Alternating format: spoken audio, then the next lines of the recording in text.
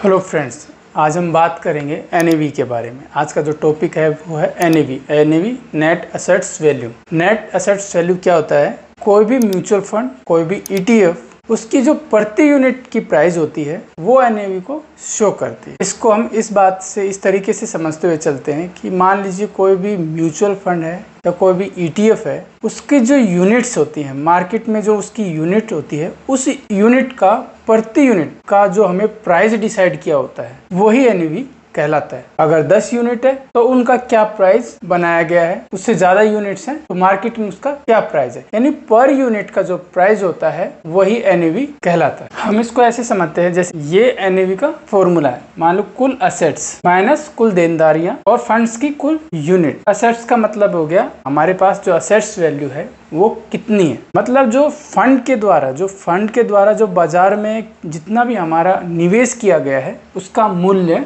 ये कुल असेट्स में आता है। कुल असेट्स में वो चीज आएंगे जो फंड के द्वारा हमें बाजार में निवेश किया गया है। कुल देनदारियों में वो आता है जो खर्चे होते हैं वो कुल देनदारियों के अंतर्गत काउंट किया जाता है। और फंड्स की कुल यूनिट, बाजार जो मार्केट भाव होता है उसके अनुसार हमें कितनी यूनिट असाइन की गई है, कितनी यूनिट हमें मिली है। तो इस तरीके से हम इस एनएवी को कैलकुलेट कर। अब इसको एक एग्जाम्पल के द्वारा समझते हैं कि इसको हम कैसे फाइंड करेंगे। अब देखते हुए चलते हैं। मान लीजिए जो हमारे पास जो फंड्स हैं वो कितना, 500 करोड़ का हमारे पास फंड है। और जो हमारी कुल देनदारियां, मतलब उसमें से जो खर्चे हैं जो हमने देने हैं, जो खर्चे हमने स्पेंड किए हैं वो कितने हैं, 20 करोड़ रुपए। और जो हमें यूनिट असाइन हुई है, जो फंड्स की यूनिट है, फंड्स की जो कुल यूनिट है वो कितनी है, 24 करोड़ रुपए। यहाँ तक समझ में आ गया। 500 करोड़ का हमारा फंड्स है जो मार्केट के अंदर निवेश किया गया है, और उसमें से जो हमारे खर्च हैं, जो देनदारियां हैं वो कितने हैं, 20 करोड़ की। और जो हमें यूनिट्स, जो फंड्स के अगेंस्ट जो यूनिट्स हमें मिली है या टोटल यूनिट्स हैं, फंड्स की टोटल यूनिट्स हैं वो कितनी है, 24 करोड़ रुपए। ठीक है। अब इसको देखते हैं कि कैलकुलेट करने के बाद ये कितना बना है, 480 करोड़ रुपए। और ये यूनिट जो टोटल यूनिट थी उसका हम जब निकालेंगे तो कितना बना, 20 करोड़ रुपए। यानी कि इससे शो हो गया कि जो फंड की पर यूनिट की जो प्राइस आएगी वो आएगी 20 करोड़ रुपए। ये हमारी एक्चुअल प्राइस होगी फंड की यूनिट्स की जो हमें मिलेगी। पूरी तरीके से समझ में आ गया होगा। फंड्स की जो एक्चुअल वैल्यू निकल के आई है, जो फंड्स का जो एक्चुअल यूनिट की वैल्यू निकल के आई है वो आई है 20 करोड़ रुपए। तो ये सब एनएवी होता है। अब आपको आगे बताते हैं कि आपको क्यों जरूरी होता है। म्यूचुअल फंड के अंदर जो एनएवी कैलकुलेशन है या एनएवी को फाइंड करना क्यों जरूरी है, ये हम आपको आगे बताते हैं। अब हम समझते हैं कि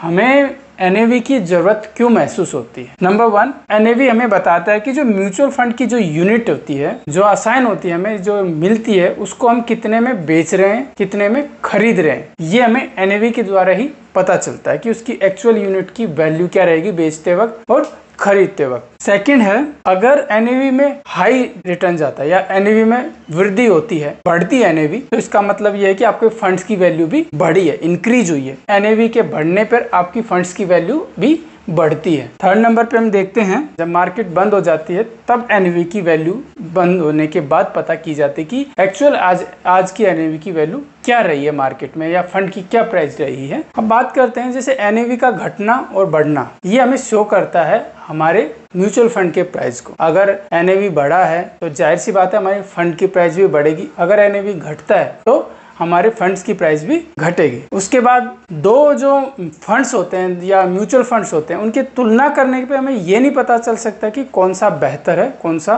नहीं। किसी भी दो फंड्स की अगर हम म्यूचुअल तरीका देखेंगे या म्यूचुअल उसकी फंडिंग देखेंगे, प्रॉफिट देखेंगे, तो ये पता लगाना थोड़ा सा मुश्किल है कि कौन सा बेहतर है कौन सा नहीं है।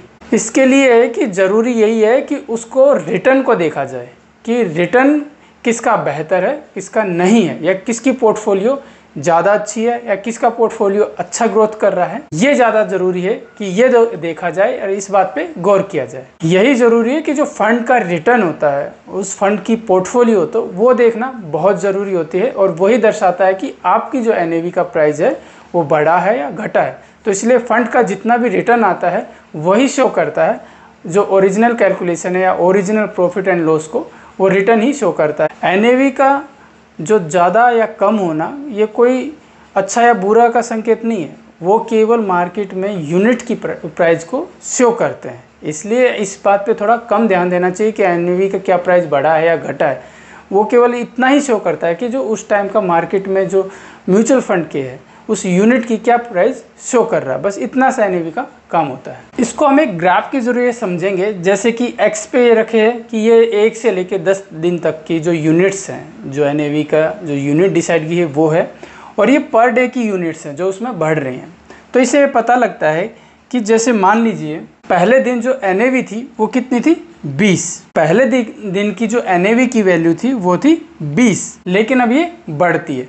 इसके बढ़ने से हमें प्रॉफिट होता है, वो देखते हैं। धीरे धीरे NAV बढ़ती गई, जैसे ये बढ़ रही है धीरे धीरे NAV बढ़ती गई और 10वें दिन NAV का प्राइस क्या हो गया 21 रुपए। तो इससे पता लग रहा है कि जैसे जैसे NAV बढ़ रही है वैसे वैसे हमें प्रॉफिट मिल रहा है। तो NAV के बढ़ने से हमें प्रॉफिट मिलता है। ग्राफ के जरिए भी इसको समझ सकते हैं कि 1 से लेकर 10 दिनों तक का हमने यूनिट देखा। 10वें दिन जो NAV की एक्चुअल प्राइस है वो हमें बढ़ के कितनी मिली 21, और फर्स्ट डे कितना था 20। यानी कि NAV जब हमने फंड को रिलीज किया या फंड को इन्वेस्टमेंट किया तो उस दिन की हमें जो यूनिट असाइन हुई, जो यूनिट हुई वो 20 थी, और उसके बाद उसका जो प्रॉफिट हमें गेन हुआ वो बढ़ के कितना हो गया 21 हो गया। तो इसलिए बाजार में अगर NAV बढ़ती है तो हमें भी प्रॉफिट देखने को मिलता है, हमारा भी फंड्स बढ़ता है। तो उम्मीद आपको NAV के बारे में पूरी जानकारी मिल गई होगी। फिर भी कोई छोटी मोटी चीज रह जाती है तो प्लीज कमेंट्स में जरूर बताना। तो मिलते हैं एक नए टॉपिक के साथ, जब तक के लिए धन्यवाद।